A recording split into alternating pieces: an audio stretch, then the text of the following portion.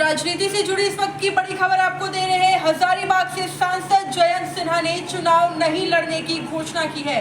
बाकायदा उन्होंने social media x पर ट्वीट किया है और बीजेपी राष्ट्रीय अध्यक्ष जेपी नड्डा से अनुरोध किया है कि उन्हें चुनावी प्रक्रिया से मुक्त कराएं। ट्वीट में देखिए उन्होंने लिखा है, उन्होंने अनुरोध किया है, उन्होंने लिखा है कि मैं भारत और दुनिया भर में वैश्विक जलवायु परिवर्तन से निपटने का काम करना चाहता हूं। जयंत सिन्हा ने यह भी स्पष्ट किया है कि वो टीम के लिए काम करना जारी रखेंगे। उन्होंने कहा है कि पिछले 10 सालों से मुझे भारत के लोगों और हजारीबाग लोकसभा क्षेत्र के लोगों की सेवा करने का सौभाग्य मिला है। साथ ही आपको ये भी जानकारी देते हैं कि पूर्व क्रिकेटर गौतम गंभीर ने भी आगामी लोकसभा चुनाव नहीं लड़ने का इरादा जताया है और अब उसके बाद जयंत सिन्हा उन्होंने भी चुनाव लड़ने से इनकार कर दिया है।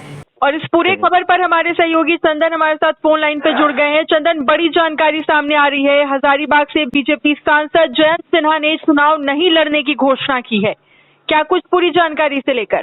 देखिए, बिल्कुल हजारीबाग से दूसरी बार जयंत सांसद चुने गए थे। बीजेपी के टिकट पर चुनाव लड़े थे। पहली बार मंत्री बने थे, दूसरी बार सांसद चुने गए थे और अब जबकि एक बार फिर से 2024 के चुनाव के लिए टिकटों का ऐलान होना है और उससे ठीक पहले हालांकि बहुत चर्चा थी कि कल ही बीजेपी के कुछ लगभग 100 के करीब आसपास सीटों पे उम्मीदवार की घोषणा हो जाएगी, लेकिन वो डिले हुआ। अब 10 तारीख को जैसी जानकारी मिल रही है कि बीजेपी एक साथ हो सकता है कि 300 सीटों पे उम्मीदवार की घोषणा करे। और उससे ठीक पहले सबसे पहले इस तरह की जानकारी साझा किया दिल्ली से जो सांसद है बीजेपी के गौतम गंभीर ने, और उसके तुरंत बाद कुछ देर बाद कहें तो जयंत सिन्हा ने भी एक्स के जरिए इस बात की जानकारी दी कि वो चुनाव नहीं लड़ेंगे। उन्होंने अपने राष्ट्रीय अध्यक्ष से आग्रह किया है कि जो डायरेक्ट इलेक्टोरल ड्यूटीज होता है उससे उन्हें मुक्त किया जाए, यानी चुनाव नहीं लड़ना चाहते हैं और इस जिम्मेदारी से उन्हें मुक्त किया जाए। वो अब जलवायु परिवर्तन से जुड़े भारत और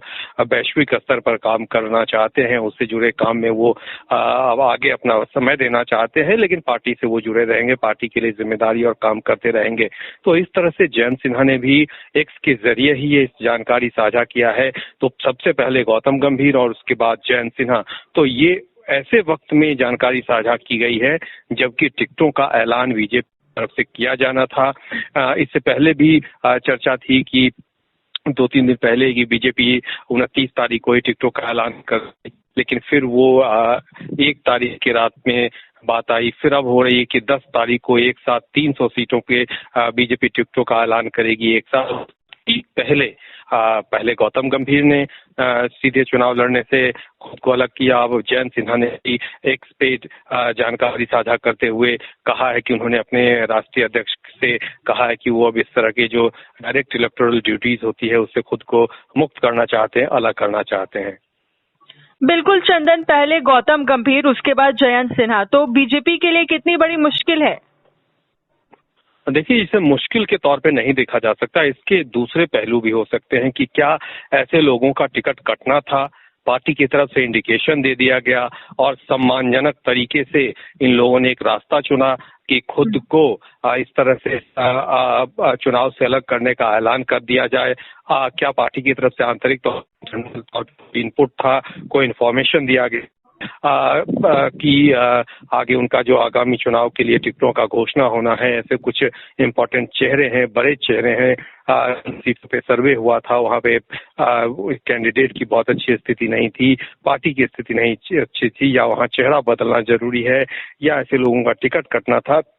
कई तरह की बातें भी शुरुआती दौर में सामने आ रही है। बहुत सारे ऐसे बिंदु हैं जिसपे चर्चा बहुत अचानक से तेज हो गई है और इसीलिए ऐन वक्त पे जबकि गौतम गंभीर ने ऐलान किया एक्स पे, उसके तुरंत बाद जयंत सिन्हा ने ऐलान किया, तो इस तरह की बातों पे भी चर्चा छिड़ गई है, बहस छिड़ गया है आम लोगों के बीच। ये मुद्दा चर्चा का हो गया है।